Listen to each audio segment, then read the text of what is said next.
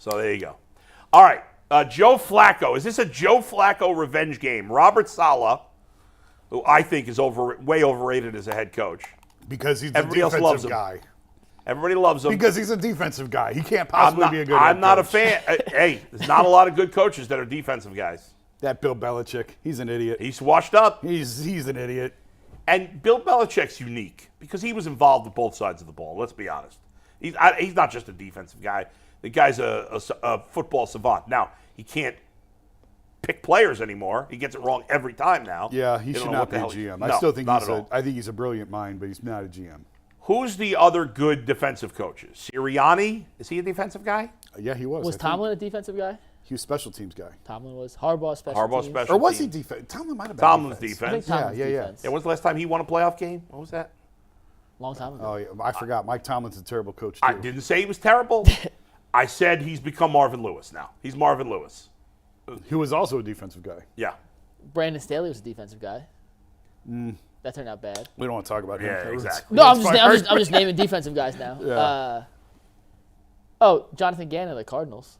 Oh, he's doing a hell of a job. What's he got to work with? Matt Eberflus of the Bears. He sucks. I'm making your point, Bull. I'm trying to help you out here. Yeah. Well, Todd Bowles doing a serviceable job, right? We love him. A lot of people have done a great job with the Chicago, right? With the Bears. That's a well-run franchise. That's a model franchise. They just hired some idiot defensive guy. DeMeco Ryans, defensive guy, doing a nice job. Yeah, he's an idiot too, right? Yeah. I like him. Yeah, I mean, he purposely got Stroud concussed, so yeah, he's young though. I don't think offense defense makes you a good or bad head coach. I don't think it matters which side. By the way, the stupidest thing that we do as media, that fans do, and that NFL teams do also, is that we pick head coaches often based on how they do as coordinators. I agree. Makes no sense whatsoever. I don't disagree with that. A lot of It's it's crazy. talent and what you have to work with as opposed to. Well, and just because you're a good play caller doesn't mean you're a good general. Executive, yeah. Yeah. That's why they screw ups all the time. But it's also like, what else are you supposed to do? You're supposed to find a linebackers coach to become? Well, why not? Because that's an enormous jump in responsibility where you go from 6 guys to 53 guys. So I hear what you're saying, and I agree with you. But I mean, I guess that's why I think maybe special teams guys. But other than that, like, it's hard. There's no great. I mean, they tried it with Freddie, and that was a disaster. Freddie was a positional coach his whole career, and he wasn't ready for that. What I'm saying is, it's not. We shouldn't pick it based on which offense had the most success. We should interview coaches, and if you're a smart owner that's good at hiring people, that guy's a leader of men. Yes, that guy's a leader of men. I don't care that his team didn't score as many points as that guy's team. That's fair. But imagine taking somebody off a 3-14 team and running them out there on the podium and saying, "This is our guy." Well, if you're worried about the fan reaction, you're a bad hirer. It's also the locker room. The locker room's going to look at you like, "What are you doing?" Well, I guess. And eventually you can win them over. Yes. Because, I mean, to the Browns' credit, nobody's looking at Kevin Stefanski. I wrote that at his introductory press conference. I'm like, well, here are the Browns outsmarting themselves again because nobody else is looking at this guy. Right. But and they were right. They were right. Nailed it. Now, they were wrong every time before that, but this time they got it right. And say what you want about DePodesta. This was his right. This was his guy. And this is the first time, and I said it at the time, you probably did too, this is the first time since Haslam's been owner that DePodesta, the GM, and the head coach are all cut from the same cloth. Yeah, they all speak the same language. And now it's working. They speak the same dialect. They're all pulling on the rope the same way. I have heard countless stories over the years of GMs throwing this guy out of the building or out of the room, and you're not allowed in our meeting. That is no way to run. You can't run a healthy franchise that way. No. You can't have success that way when the GM doesn't trust this guy and when that guy doesn't believe in that guy. And it's Game of Thrones. And everybody's trying to cut each other's head off. That happened with the Dorsey regime. That happened with Ray Farmer's regime. It happened with all of them. Yeah. You had Sashi was here. Yeah, I'm not going to get into specific names now, but it's every regime prior to this one. It was some sort, and Jimmy was a big part of it because Jimmy would go to this guy and say, "What do you think of that guy?" Yeah, right. So whether it was intentional or not, he was almost the one pitting them against each other. So, and that for now is gone. And it is, and that I absolutely believe that has a lot to do with why they're successful. Agreed. Is because a lot of that seems to have been flushed out. And we'll get to Joe Flacco, which is where we started, and if Stefanski and Berry get extensions this offseason, because I think you should give them both extensions. I agree. Now you're talking about long-term stability. Yep. And then you really get rolling. Yes. The best organizations have that part locked down. Yeah. We've already seen it where, Kwesi left this front office to become a GM in Minnesota. When's the last time the Browns ever had one of their executives plucked Never. to be a GM elsewhere? Drew Petzing, former quarterbacks coach, leaves to go become the OC in Arizona under Jonathan Gannon. Yeah. When is the last time Brown staffers who aren't fired leave a position for a promotion with another team? Yeah. This is very rare thing that we've already seen. The only one I thought of was Shanahan, and he forced his way out of here. His way out of here. Oh, I've heard the stories on that one. Yeah. All right, now, we started this conversation getting into Joe Flacco and whether this is any kind of revenge game. The Jets head coach said, Robert Saleh said, we don't regret our decisions in the quarterback room. And to be fair, it wasn't like Joe Flacco really played that well last year for the Jets. Correct. He did a good job in the game against the Browns. And then the next week against the Bengals, he was awful. Mm-hmm. And then he played the last game of the year and he didn't really do much.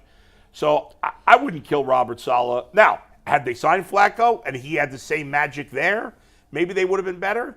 But maybe it would have been too long of a season for him and he wouldn't have done well. We'll never know. I'm not going to kill Saleh for those comments. Do you think there's a part of Joe Flacco that wants to stick it to the Jets or no? 100%, of course. Yeah. He never wanted to retire. He got thrown out. Nobody called him. And I'm sure when Rodgers went down, he was expecting a phone call. And the Jets were in a weird spot because of the Zach Wilson thing. And here's this guy that they invested a lot of draft capital in. It was another opportunity for them to get a look at this guy. So I kind of understand it. But you have to have regrets if you're the Jets. If you're seeing the way Joe's playing now there's no guarantee he's going to play that way. I think Kevin's system and play calling has a lot to do with why he's having the success. But you can't help, you're human, to look at this and go, man, I wonder if we missed on this. But there is the fact that he didn't play well there. And that's the point I think Tyvis and I were trying to make yesterday. He hadn't played well in 10 years. This has come out of absolute nowhere. Yeah. And like I said, you had this young quarterback that you thought was going to be your guy. He was a disaster. The Rodgers injury gave you another opportunity to go back to him. He was a disaster again. Now it's over.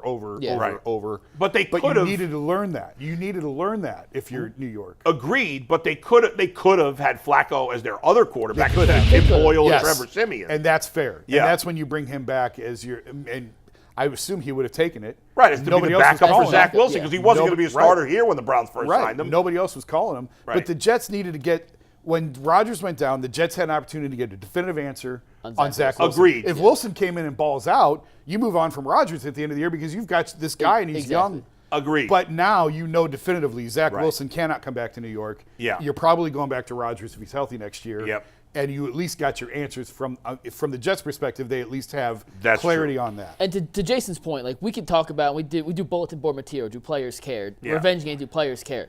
It's human nature. Like these guys are athletes, but they're also humans. And anytime you have a chance to get back at your former employer, your ex-boyfriend or girlfriend, like there is always that little extra underlying motivation to go out and prove them wrong. Now, does that 100%. Mean I think Joe Flacco is going to try to throw every pass 70 yards downfield and thread the needle to be like, hey, look, I could have done this for you? Like, no. But to think that there's not some extra little satisfaction in a good play, I think is just missing the whole point of human nature and the competitive nature of these guys. And that's what makes Joe Flacco so good and what makes some quarterbacks not so good in these situations. I have the utmost confidence that Joe Flacco is going to go out and play Joe Flacco's game and then feel better about it afterwards as opposed to going out there and maybe a younger guy would do this or a quarterback in a different situation to go out and prove their point. I think Flacco's going to let the game come to him and let his point be proven by his play on the field. He plays balls to the wall the whole time anyway. But there is another level the gunslinger Flacco could get to, and I don't expect to see that tonight. I just think he's going to go out there, play his game, and when the final whistle blows and you look at the box score and you see whatever numbers Flacco puts up versus whatever the Jets quarterbacks have, Joe will be like, yeah, I did that. And one stat before you go, in 4 games, Flacco has more the same amount of touchdown passes as the entire Jets quarterback room this season. It's 10-10. That is crazy. So, the young player you're talking about is Elijah Moore. He's the one that is going to be extremely motivated tonight to really ball out, I think. Flacco's been around a long time. He's a veteran. He's not going to get I mean, it's the Jets. It's the Ravens. I think mean far more to him, probably personally. Sure. Than he was in New York for a couple of years, but I think Baltimore is the one that really holds a special place in his heart, more so than New York. So I think you're right. He's a veteran. He wants to stick it to him, no question about it. But he's not going to let emotion overcome him. Elijah Moore is the one I think that really wants to punish New York tonight. Yeah. And hey, if Amari doesn't play, he's going to have his opportunity. And we saw against the Rams real quick, Bull, but he had 12 or 14 targets against the Rams, and since then he's kind of fallen off in terms of the his spot on the leaderboard in terms of Browns targets. He's actually been surpassed by Cedric Tillman in the last 3 games. I would think that, to Jason's point, he's got a little extra gunning and make sure he's running his routes as crisp as humanly possible. It didn't go well for him in New York. It didn't end It was well. a sour split in New York. Well, so far it hasn't gone well for him here. It hasn't gone well for him here. But if he can keep his emotions in check, tonight's a night to leverage that, where you can really, if you're Kevin in the offense, you can use that to your advantage. And to be fair to Elijah Moore, there it went bad on the field and off the field. Where he hasn't been a problem off the field. There's been no complaining about his role, at least publicly. No one wanted to hear it at the time, but I mentioned at the time, the thing that really kind of turned people off to him in New York was, I forget who it was now, they had a huge win last year. Yeah, right. He was coming off their big win, and he has to be traded, coming off their best win there's been none of that here. No, but they kind of looked at him like, well, we just had our best win, and now you want out. Like, are you really a team guy or not? He has not been a problem here at all in terms of that. We also just haven't seen the production that I think a lot of people thought you were going to get for, the equivalent of a second-round pick. Nowhere close to what you expect. Now's your chance, especially if Amari's out tonight, which we all think he's going to play. But if he's not out there, it's Elijah's. He's got the relationship with Flacco. He's got the history with him. He's got the motivation against his former team. This could be his moment. Can I ask a question? And I don't know. I wish Tyvis was here. I should have asked him yesterday. Does Elijah Moore and Flacco, knowing – being in the Jets locker room the last couple of years, how much insight do they actually have into the Jets defense, knowing Saleh, knowing what kind of schematically he likes to do and call in certain situations, and how much of a benefit is something that? to that, I would think. Oh, think. for sure. Especially for Flacco. Elijah Moore, who knows? I actually think it's more of an advantage for the Jets, knowing Flacco's weaknesses and knowing how to scheme him and come at him and blitz him and everything else. I actually think it's more of an advantage for the Jets going against Joe. But Joe has insight and knowledge that he could share with Kevin on their tendencies, especially defensively. 3rd and 6 from this part of the field. They like this sort of coverage. That absolutely can be a part of it. I just think it's a little bit more even advantage for the Jets. Yeah, it goes both ways. What do you think, Bull? I hadn't really thought about it from that perspective. Yeah, I guess, I don't know. I think of it as kind of even. I think it's an equal advantage for a veteran like Joe Flacco, who's been around so long, who knows what teams, he's going to figure out a defense quicker than most quarterbacks. So, yes, they know his weaknesses, but I think he knows their weaknesses, or he knows Saleh's tendencies in that situation too. So I think it's more of an even playing field. The thing, I'll take this back. I don't know if it's a great comeback around or not, but last week, Houston, first play of the game, deep shot down the field. That tells me Kevin saw something on film that knew Houston was vulnerable, and they were going to attack early in the game. Yeah. And it hit. First play of the game. 53 yards. Deep down the field. Yeah.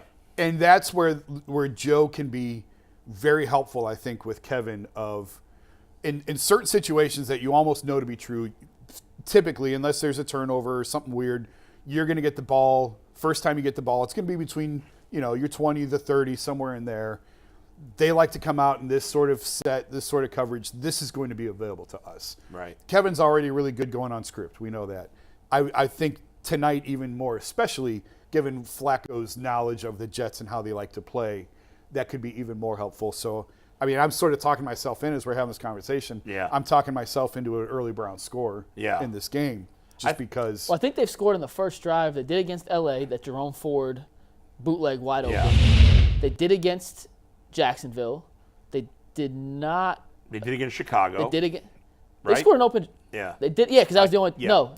I don't remember. Did they against Chicago? I don't remember. Or was it the second drive, maybe? I don't. And they did against Houston. They're going to lose the toss. They always lose. They lose the toss, and they've been taking the ball when they win it. They've taken it a couple of times, but wind and weather has. I'd put the defense out there if I win it tonight. I would too. In this game, I would put it. But I think one other thing about the matchup with the Jets that's interesting. Since Flacco's been quarterback, I'm not sure about the Rams game, and they lost that game anyway. But certainly the last 3 weeks, the team they've played has been a much better run defensive team than pass defense. This is the one it switches. And this is the first game they've played where it's the opposite. The Browns' strength as an offense right now is throwing the ball, especially if Amari Cooper's able to go. So what I'm curious is, and it's not like they've totally given up on the run in terms of attempts. Last week they had a lot of attempts. Now part of that was because they were up big and they ran it more late. Well, I told you the last 3 games, they're 17th in the NFL. Yeah, I think that's. I think it's probably a little out of whack because they ran a lot late. They're probably 20. But I wonder if they'll make even. Will they say, "Hey, our strength is passing the ball. I don't care that the Jets are good at pass defense. We're sticking with our strength." Or do they say, "We've got to make even more of an effort to run the ball this week because that's the Jets' weakness"? Kevin throws to set up the run. He's proven that time and time, and I it agree. drives people here crazy. But that's what he does. He throws to set up the run. He doesn't run to set up the pass. So I expect him to come out throwing tonight, just like they always do. I agree. And I think you play to your strengths. Yeah. I don't think you play to the opponent's weakness. I think you do what you're best at, and right now what they're best at is throwing the ball. Yeah. 100% agree. It goes in all sports. Yeah. Make them adjust to you, not vice versa. Right. And when you start adjusting to try and Right. exploit a weakness on the other opponent, in the opponent's armor, for lack of a better word, Right. and you're not good at it, Right. If you're really good at you're both, stepping down. Yeah, if you're good at both, but then fine. If you're trying to make your run game the feature point of this offense when you can't run the ball, yeah, you're only doing yourself a disservice. I think you're right. I'm with you. You're right.